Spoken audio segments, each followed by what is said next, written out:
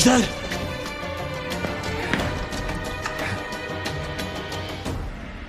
Sonunda seni buldum Ejder. Akıncı, 2 yıldan beri neredeydin? Seni çok özledim. Korkak şerefsiz. Ortaya çıkmanı bekliyordum. Kimin korkak olduğu belli. Tek başına gelmemişsin. Yanında bir de arkadaş getirmişsin. Sen de kimsin? Senin ecelini.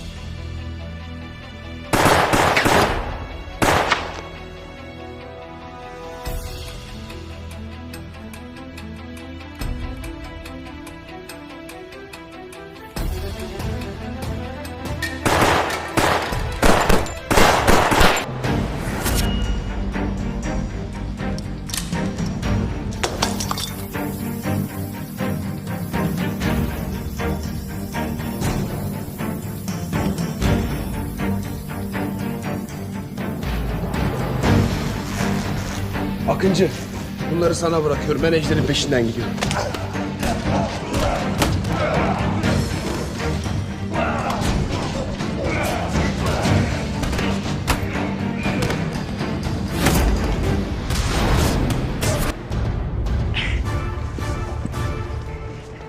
Polis de burada. Hemen gitmeliyiz. Giy şunu.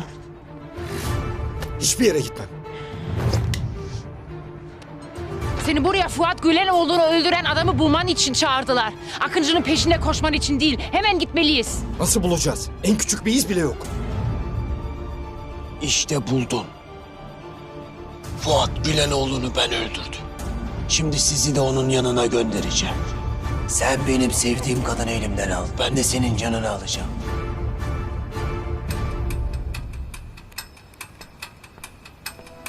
Polis!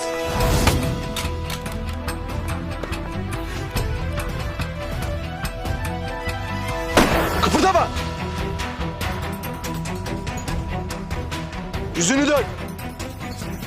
Dön lan yüzünü!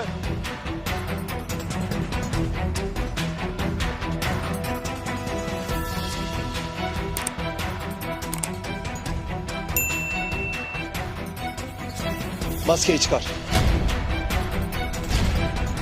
Çıkar o maskeyi. Maskeyi çıkar.